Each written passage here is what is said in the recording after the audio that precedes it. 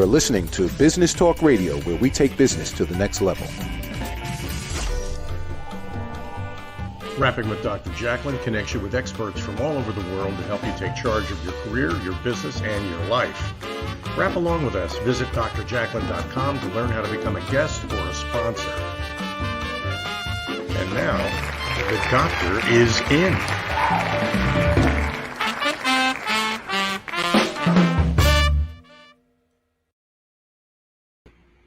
Happy Friday, everyone, and welcome to Rapping with Dr. Jacalyn, stories of hope, inspiration, and overcoming adversity.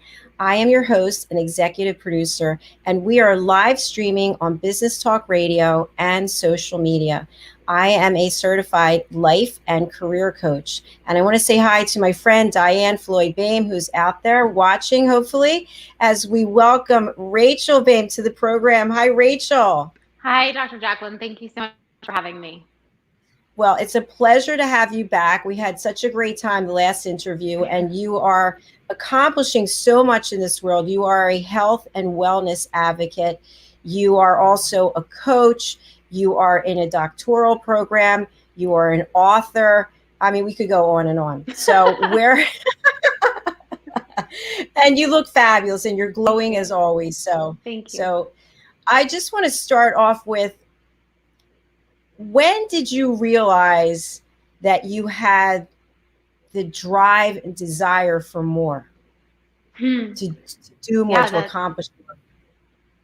I think, what a powerful question. I think two moments come to mind, and I'm sure there were many more. The first was, I had a job in Los Angeles just before what I call my quarter life crisis, and I was miserable. I was crying every day at work, on the way to work, on the way home from work, working 6 hours, working 6 days a week, 12 whatever hours. My boss was yelling at me all the time, calling me, just listening. It was really a lot for anyone to take, let alone somebody within their first office environment and in their 20s. And everyone around me was saying, all you have to do is stick it out for a year, and then you'll have the contacts to do, you can make it in this town, right? Like you just got to stick it out for a year. And I remember thinking, why? Like, why would I want to put myself through that for an entire year? The however many weeks already felt like a year. But also, why would I want to stay in an industry that encourages and rewards this type of behavior? And, at the time, I was in no way confident enough to make that sort of decision by myself. I could observe it, but to then act on it, I wasn't strong enough to do. And thankfully, I have the most incredible parents. And I remember calling my dad, and he gave me the permission that I needed from somebody else at the time to walk away from that situation. Fast forward many years, and I was at my very first convention with my passion project, my online business that I have. And I was being very new and not feeling super confident. But I remember thinking, I can do this.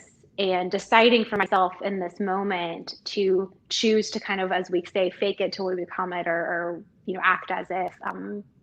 And what a growth that had transpired between the two events, where I didn't need somebody else to say, here's your permission to go do that. I was able to take that action for myself. But I think that comes from a lot of what you're talking about in your show, which is that we can choose to overcome adversity and make that adversity work for us rather than against us, and use it to encourage us to go for more if we want. I'm really moved by a lot of what you said, and it really resonated with me. And I was told when I was in corporate, oh, you have to stay. You'd be crazy to give up the paycheck. What are you thinking? You're going to give up the benefits. Think about how many people are out there right now in the same situation, going to work, crying. Maybe they're working from home now, dreading it. They can't, they just want to do something different, but yet at the same time, it takes that true belief in yourself. And it's so wonderful to hear that your parents supported you in that, because I'm sure there are plenty of parents who are thinking, listen, if you don't make it, you're going to be coming to me and you're going to look for me to support you. And so it affects other people as well.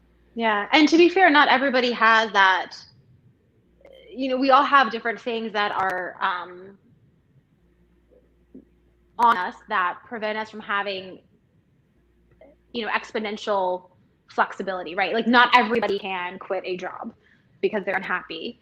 And so it's, again, tools like what I do in my coaching, what you do in yours, that says, okay, well, maybe you can't completely change the situation. What can you change?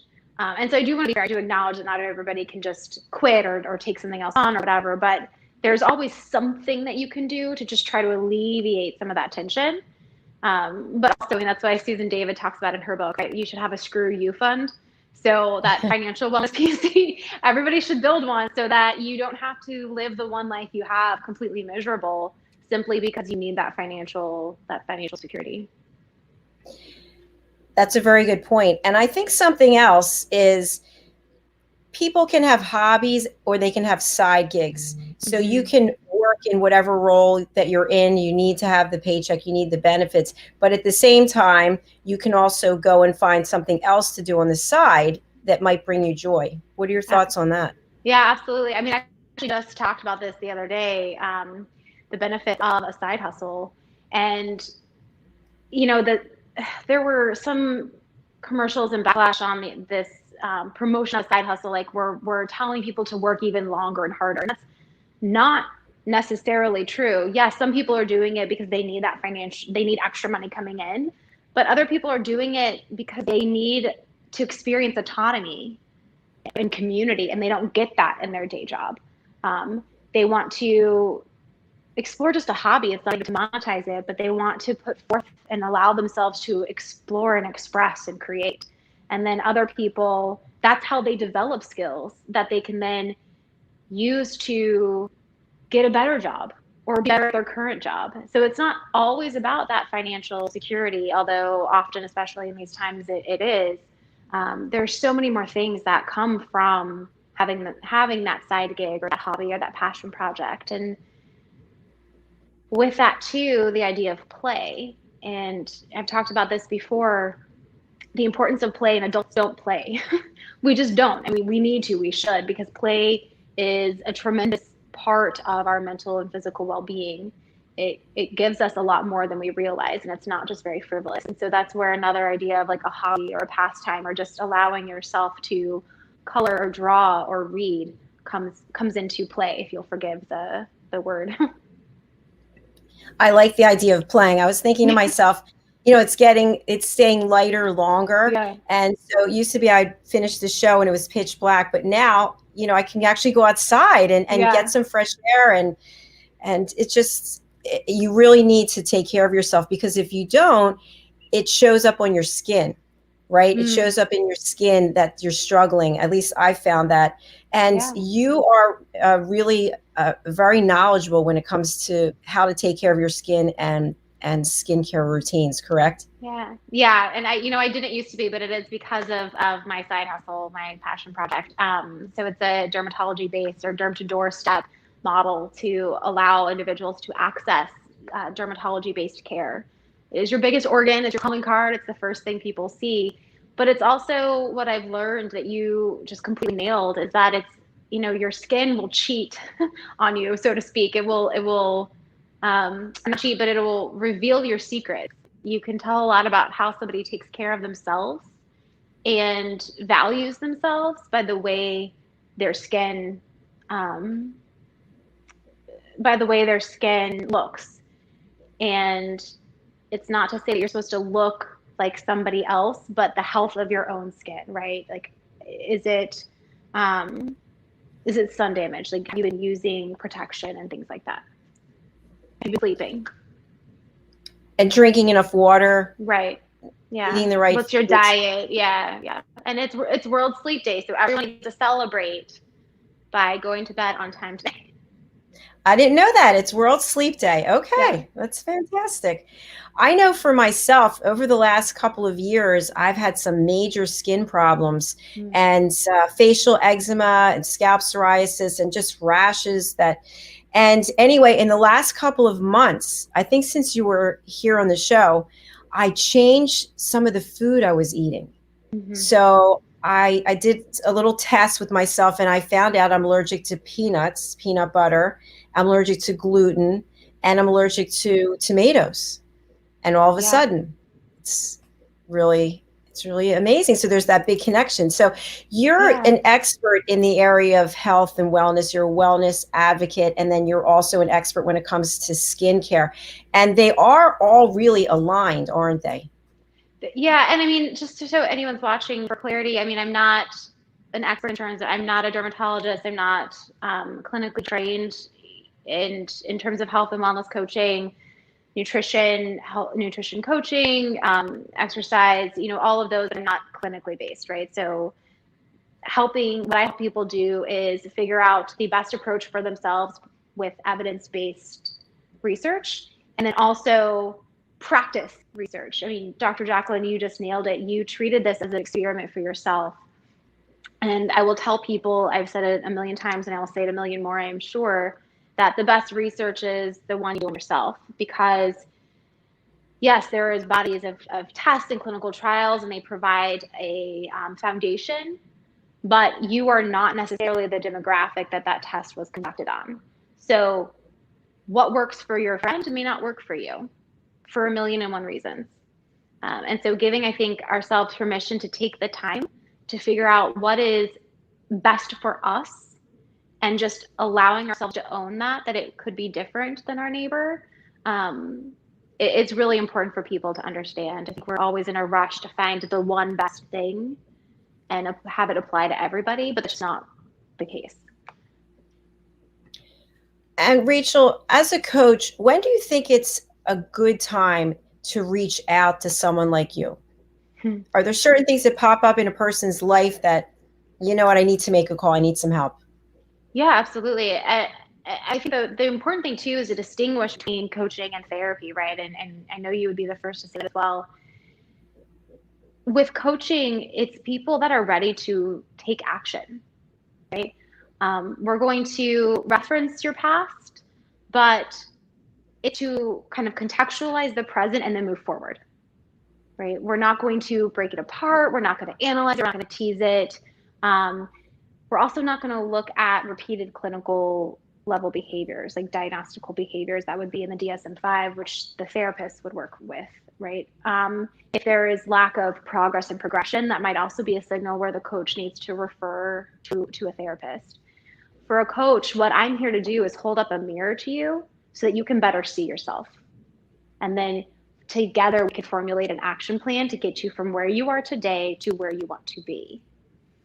But the answers in the journey comes from you. I'm here to help draw that out from you. Coaching comes with a foundation of humility and believing that you are the expert in yourself. And then again, I'm here to help you figure out what that true self or that true path is forward. Do you work with people regardless of where they are? So do you work globally, internationally? Yes. Yeah, so I was, my friend and my fellow coach and I, we were using Zoom before it was cool. So I think, I mean, even it just started with, yes, I know the importance through your business of having an online platform because you can reach more people and people that need you, right? It's not about being everything to everybody, but it's about being the right person to the people that need you. And sometimes they're not in your local. But even here, I'm based in the DC metro area, traffic is a nightmare. And even my local clients are like, oh, it just makes it so much easier when you don't have to leave, additional time to travel to and from, find parking, pay for parking. You can just hop over into some private space, click join, and you're done.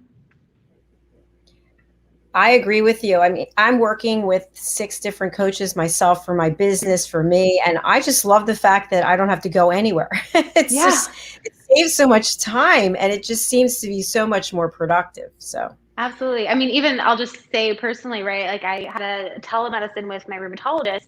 Shout out to all of my Raynaud's friends. They know what I'm talking about.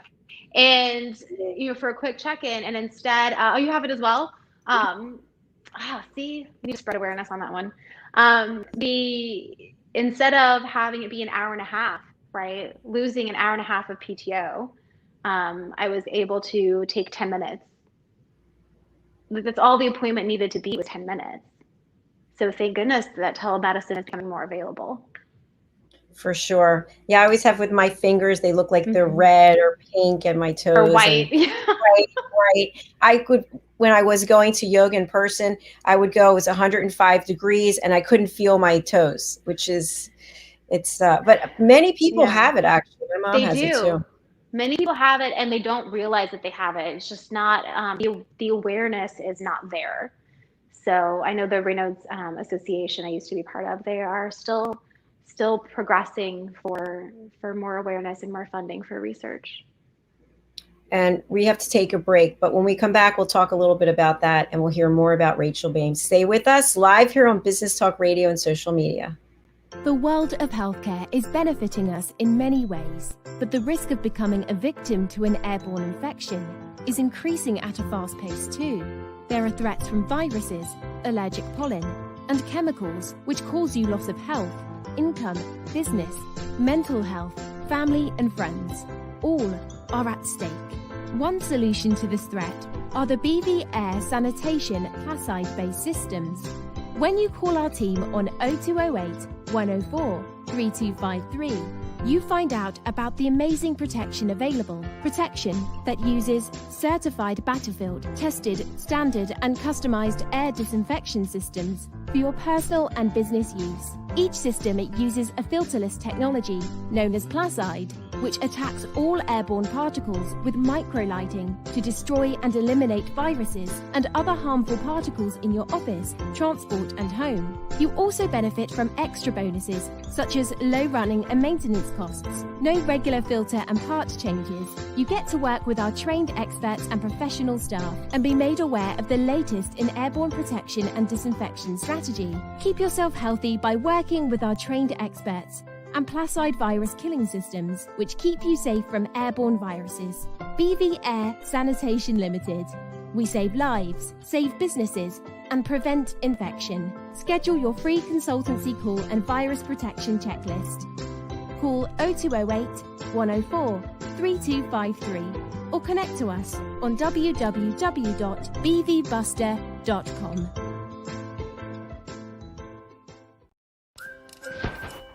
Looking for children's books to embrace the imagination, to inspire your kids to be the best they can be and to love themselves? Look no further. Children's author DianeFloydBoehm.com. You'll find the books right there and on Amazon and local stores.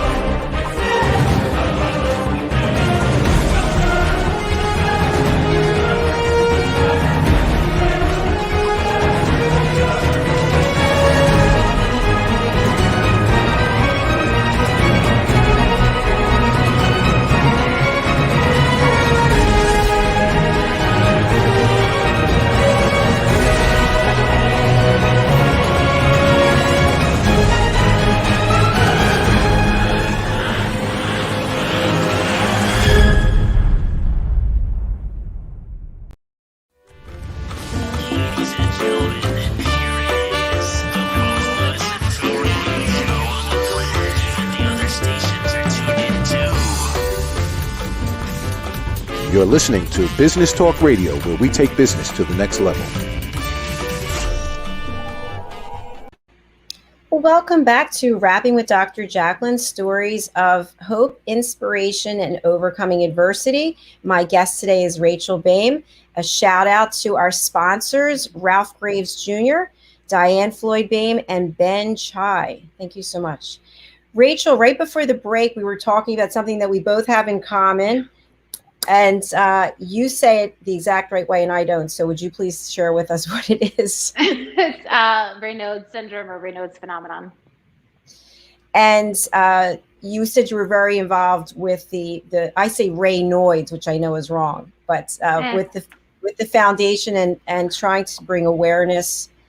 Yeah, I used to be. I know that they're still working, and there's only so many hours in the day, so I took a step back many years ago, but. They are, very determined, wonderful group of primarily women that are, because it affects more women than men, working to increase awareness and advocate for more funding to understand there's two different types for those that aren't familiar. There's primary and secondary. And primary is what I have, thankfully. And it's just sort of like sucks to be you. It's, lifestyle management. But if you have secondary, then the Raynaud's is really more of a symptom of something else, usually an autoimmune disease like lupus, for example. And so that's really why you would want to get tested, is to ensure that hopefully for you it is primary, not secondary. And if it is secondary, so you can get on the proper treatment plan. See that's something I didn't even know, because I have 3 autoimmune illnesses, and they're probably is because of that. So thank you so much definitely for sharing. Yeah. Rachel, when you're working with your clients, what are you finding, or what have you found in terms of someone coming to you for coaching, and it turns out that not only do they want to change some aspect of their life, but they have a health condition that could be related to what they're going through?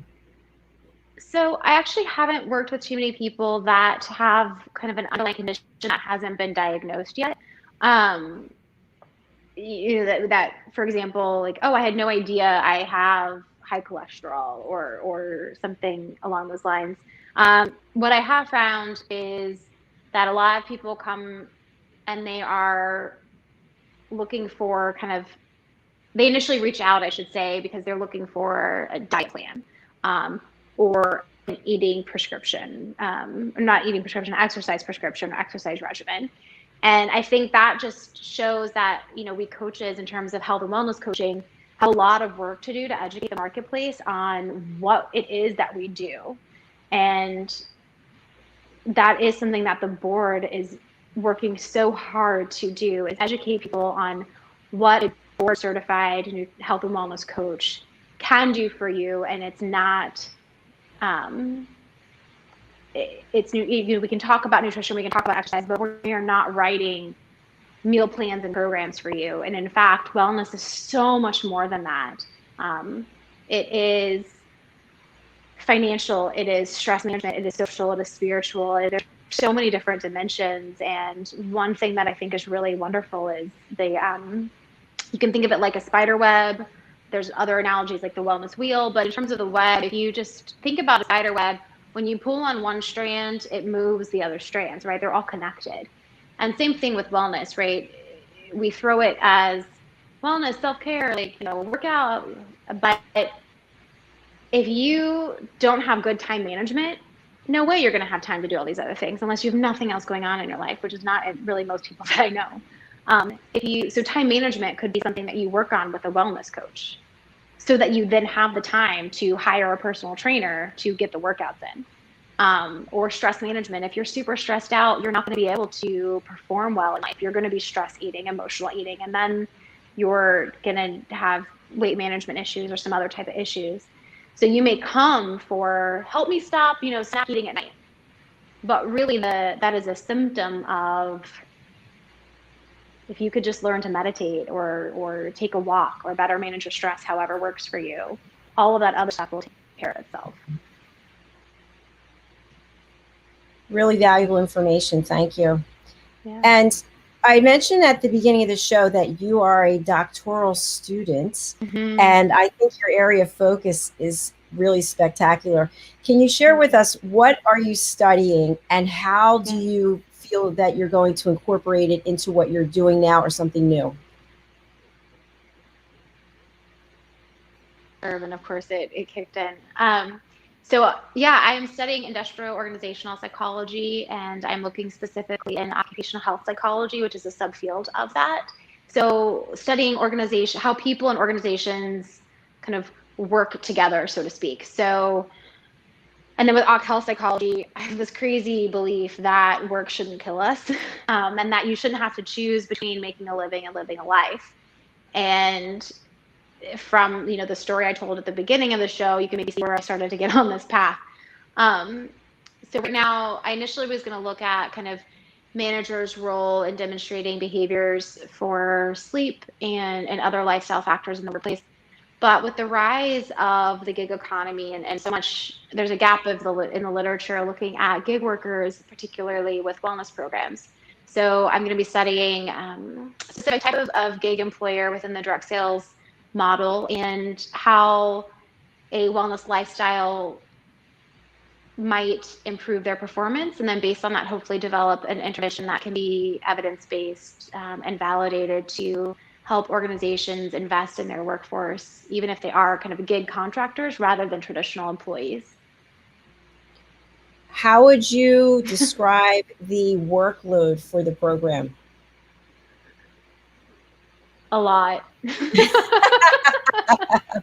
It's so Not funny. Surprisingly, a lot. A lot.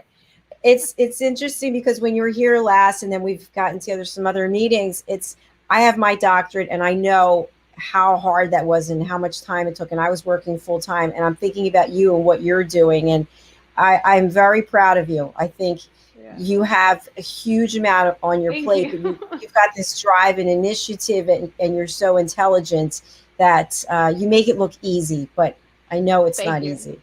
It's not. I will say this, on Monday, I was excited because I was like, I can break away. And I've never been so excited to have laundry break. I was like, something's wrong with this when laundry is your break. Let's talk about the books you've written. Tell us the titles of the books and what inspired you. Sure. So the first is called Tripping in Public, and it's a collection of witticisms, quips, thoughts that I've collected over the years, overcoming, as you said in the opening, adversity, and even just that pause there before I said the word adversity. Really learning that you can own that, that there was, emotional abuse and verbal abuse, and it's hard to own that. So the first book was just a collection of these witticisms, and for business, for work, for relationships, all of those things. And it was really just meant to be, okay, I'm going to just put this out there. I didn't say too far after that, but the welcome reception that I received, the support from so many friends and family members and strangers about that book, suddenly gave me the courage, I guess it is, to tell the story that I'd really wanted to be telling for years, and I just couldn't figure out how. And I think, to be fair, my journey hadn't been enough yet to fully tell it and do it justice. And so that was maybe I should try this again. And it just kind of spilled out of me. And so that second book that I'm kind of alluding to is called I Am Not. And you can read it as an I am not defiance, with a defiance, or kind of that girl on the playground, I am not, I am not, you are, kind of I'm rubber, you are glue sort of thing.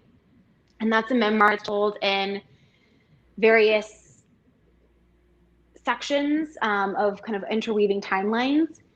And I did it so that, you could hopefully peel that onion with me. What I found when I went through therapy for, again, all of this verbal and emotional abuse was, I thought the problem was X, but as we peel that back, I realized maybe it was Y, maybe it was Z, and then, oh, it's this thing. And you get to the core.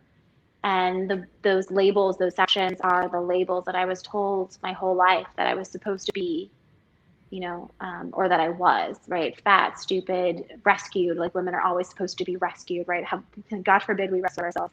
And so that is the journey of my overcoming that adversity, of my stepping into myself, hopefully so that it would inspire others to realize that they can become their own heroes and make their own change for their lives and determine where they want their future to go. Thank you so much for sharing all that. Are you a proponent of vision boards? A vision? Do you have a vision board? I don't. I explored doing vision boards and it wasn't my thing. I think I'm very clear on where I want to go. And that kind of larger picture is enough for me. For my personality, what I found is that I actually need to embrace the flexibility and the fluidity of getting to that larger picture. So that, like, what are you going to do in 5 years is a great question for some people that need kind of that honed vision shaping. But for me, it's like, honestly, I just want to be alive and happy and healthy. And the rest, I don't care. It doesn't matter. Like, yes, it's not to say that I don't have goals and I don't want to set them, but I don't want to be rigid about it. And I think some of the best things that have ever happened to me in life have happened or were things that, like, I never would have expected. And if I had been so focused on, like, this goal and this car and this thing on my vision board, I wouldn't have said yes to opportunities. And maybe the yes was like, well, probably shouldn't have done that, but now I know. And maybe it was like, wow, this is the best thing. I'm never going to stop, So I think it just goes to knowing who you are and what you need to create that life for yourself. We have that in common also, because I don't have a vision board either. I have in my mind, goals that, but I'm like you. I just want to enjoy my life and be happy and surround myself with people like you who are out there changing things in the world. Question I have for you. Do you, when you're not working, which I don't know when that is, but do you surround yourself with like-minded people who are just as driven as you? Or do you like to be with people who maybe are a little more mellow and you can let your hair down and just relax a little bit? Well, there's probably a little bit of both, but I mean, we are, what is it? I think it's the network effect. I mean, it's more health, fitness, but you're the sum of the people that you're around. So I have my mellow times and the most, gung-ho people I know who are out there, they also have their mellow times. And I think it's because we recognize that I mean, we're busy, to be honest with you, but the busier that you are, the more that you're doing, the more recovery you need. And so we find that match in ourselves, right? There's moments where we bring this energy. There's moments where it's like, I don't know, slippers and Netflix or whatever. So it's just more like knowing how to read the room. But I absolutely have to surround myself with people that are like-minded, because they respect when I need to be kind of on, so to speak. And we feed off of each other. And then also, those are the people that I'm most inspired by and I want to learn from. So I'm naturally going to surround myself with those people. The Reverend Ralph Graves, whom we watched this commercial, and I watch his show every Wednesdays, I think I mentioned, he said something that really made me stop. He said, when you speak to people, new people you've known for a long time, are they talking with you about other people? Are they talking about ideas? And I thought, oh my gosh, that's really interesting. So in other words, do you have a friend or an associate who's always talking about somebody else? Or do you have somebody who's talking about ideas, about vision, about dreams? And I feel like today, with all the connections that we're making through virtual, platforms, that it's a lot of idea sharing, because we don't have common people in our lives typically until you form connections. What are your thoughts about that, about surrounding yourself with people who are idea makers? I mean, so I didn't see that particular episode. At first I thought where you're going was like are we talking about people in the sense that like we're small-minded, kind of gossipy, high schooly, or are we talking about ideas to progress the conversation? So maybe that was okay. Yes. Yeah, absolutely. And I admit I'm not always perfect about that, and we all have vent moments, but I think it's what kind of discussion do you want to be a part of? And yeah, I mean, I think he said it there. So just having a little bit of self-awareness of, why am I speaking this? Why am I talking about this? What does it serve me? Or how does it serve me? Or how does it serve the recipient? And what would be a better use of my breath, of my time, of their time? What is a better way to come at this? So even if it's like a vent session about somebody doing this, taking a step back and saying, okay, well, what was possibly the contributing factor, and how might I alleviate this? And how could that be an anecdote to a larger problem, right? Yes, exactly. I can't believe we're already at the top of our show. Can you? I feel like we just I know. I just saw that. I was like, how is it possible? What's the best way for people to get in touch with you? Remember, for people on the radio, they can't see the banner that we're streaming. So what's the best way to get in touch with you, and what are the services and value that you provide? So rachboehm.com or rach@rachboehm.com. I'm all over social media. So all the links are going to be from my website. That'll be the easiest. And then in terms of services, there's quite a few. I would say, let's summarize it by saying I am completely passionate and obsessed with helping action-oriented individuals, primarily women, like I said before, become their own hero, realize that they have it within themselves to really build and design a life on their own terms, one that really excites them. And there are several ways that we can go about doing that together. So just reach out and we can find the one that's right for you. Thank you, Rachel. Once again, it's been a pleasure having you on the show. And I just want to spell out for people who, if they're listening on the radio, it's RACHBOEHM.com. So it's Rachel, but it's RACHBOEHM. So just want to make sure people can find you. Yes. It's been a complete pleasure having you. Any big plans for the weekend? I'm getting a new kitchen floor. I'm excited. That's exciting. It's very exciting. Congratulations. Yes. My friend, thank you. My friend David does amazing work. So I want to make sure I shout him out. So if you want that contact information, just let me know. It's going to be amazing. All right. Rachel, thank you. Have a wonderful weekend. And I look forward maybe seeing you on Sunday in the clubhouse room at 8:00 Eastern time, rapping with Dr. Jacalyn. Yes. A Better You. Rachel is a moderator. Absolutely. So look forward to you dropping in over there. Thank you so much, Dr. Jacalyn. Thank you. See you later. Thank you, everyone, for watching our program. You have Rachel's contact information. I highly recommend that you reach out to her. She and her mother are incredible, inspirational people. I really feel like my life has changed from meeting both of them. And so I give out the contact information again, RACHBOEHM.com.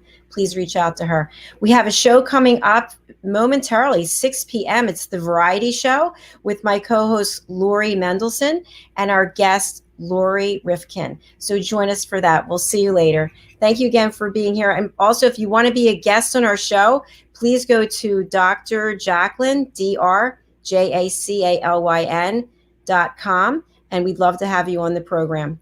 Bye.